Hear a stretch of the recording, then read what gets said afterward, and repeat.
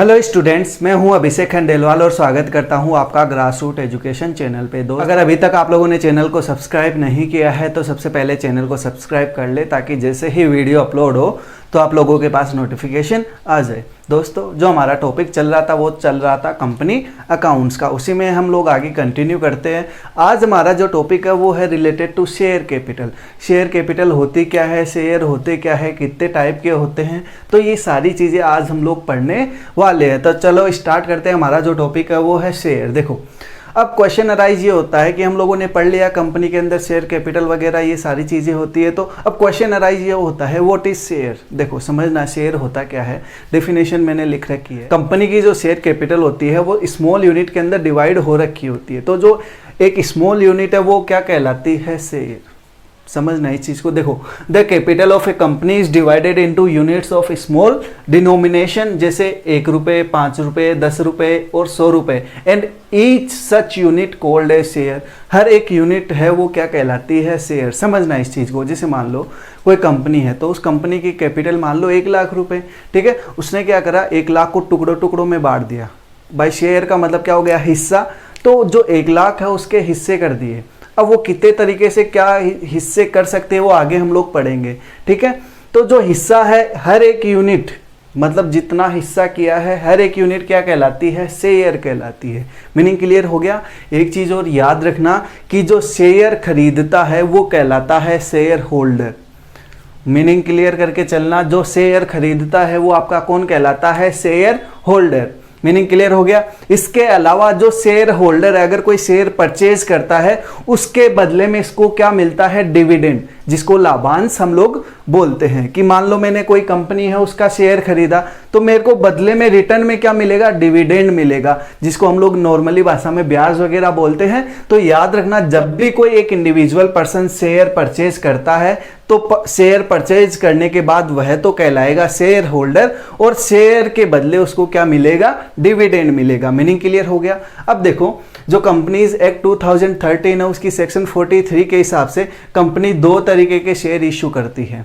Meaning clear करना कि company 2 तरीके के शेयर इशू कर सकती है। एक होता है आपका इक्विटी शेयर्स, दूसरे होते हैं प्रेफरेंस शेयर। अब इक्विटी शेयर क्या होते हैं, प्रेफरेंस शेयर क्या होते हैं, इसको हम लोग समझेंगे। देखो, जो आपके इक्विटी शेयर है इसको हम लोग बोलते हैं हिंदी के अंदर समतांश, और जो प्रेफरेंस शेयर है उनको हम लोग बोलते हैं अधिमान अंश। अब ये समतांश अधिमान अंश होते क्या है, समझना इस चीज को। देखो, प्रेफरेंस शेयर, नाम में क्या है इसका, प्रेफरेंस, मतलब हर चीज के अंदर इसको क्या होगी, प्रेफरेंस होगी। इक्विटी, याद रखना, इक्विटी शेयर होल्डर वह शेयर होल्डर है जो प्रेफरेंस शेयर नहीं है, पहली डेफिनेशन।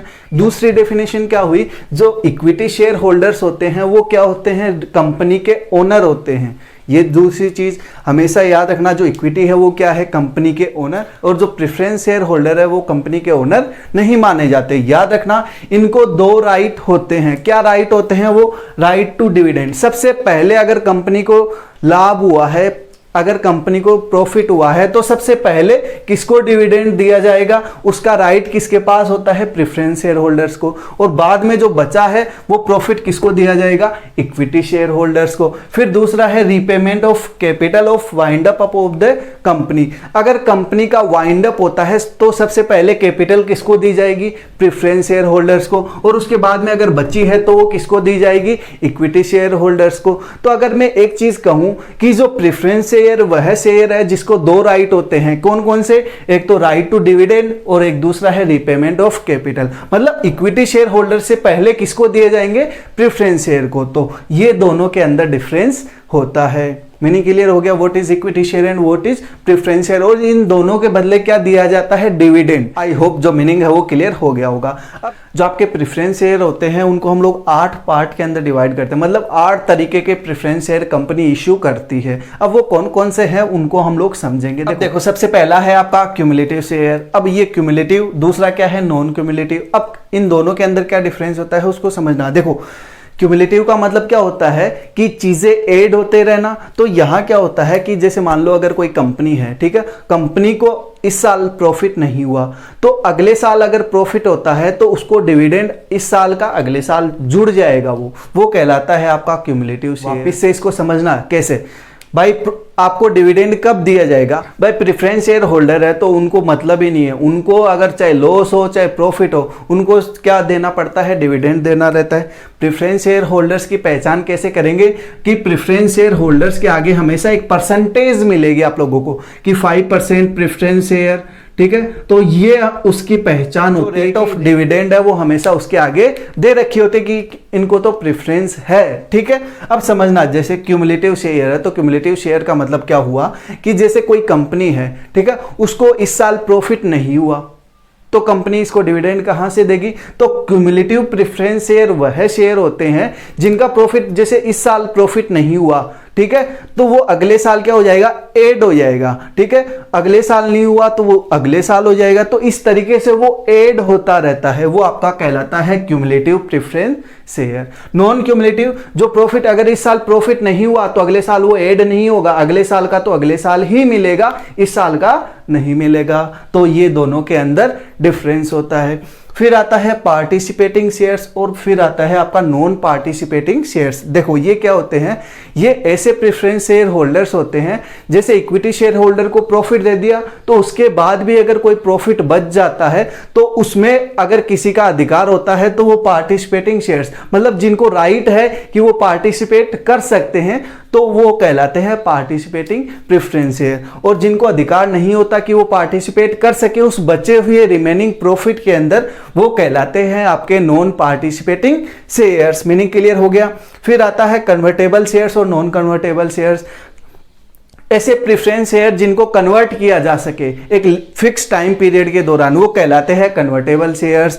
और दूसरे होते हैं नॉन कन्वर्टेबल, जिनको कन्वर्ट नहीं किया जा सकता। और कन्वर्टेबल शेयर कौन से होंगे? जिनको इक्विटी शेयर होल्डर्स में कन्वर्ट किया जा सकता है। मीनिंग क्लियर हो गया। नॉन कन्वर्ट मतलब जिसको कन्वर्ट नहीं किया जा सकता, ठीक है। फिर आता है आपका रिडीमेबल शेयर और इरिडीमेबल शेयर। अब इनके अंदर क्या डिफरेंस होता है वो देखना। रिडीमेबल शेयर वह शेयर होते हैं जिनका पेमेंट, भाई रिडीमेबल का मतलब क्या हुआ है कि उनका पेमेंट करना। रिडीमेबल शेयर कौन से हो गए कि जिनका पेमेंट एक फिक्स टाइम पीरियड के दौरान हो जाता है, वो कहलाते हैं रिडीमेबल प्रेफरेंस शेयर, क्योंकि हम लोग प्रेफरेंस शेयर के बारे में पढ़ रहे हैं। फिर इरिडीमेबल प्रेफरेंस शेयर, इरिडीमेबल जिनका कंपनी के पूरे जो जीवन काल है उसके अंदर उनका पेमेंट नहीं होता, वो कहलाते हैं इरिडीमेबल शेयर। इरिडीमेबल शेयर बहुत कम प्रचलन में होते हैं, ये क्लियर करके चलना। तो आई होप जो मीनिंग है टाइप्स ऑफ प्रेफरेंस शेयर का वो क्लियर हो गया होगा। और बता देता हूं क्यूमुलेटिव शेयर, क्यूमुलेटिव शेयर का मतलब क्या हुआ कि इस साल प्रॉफिट नहीं मिला तो अगले साल ऐड हो जाएगा।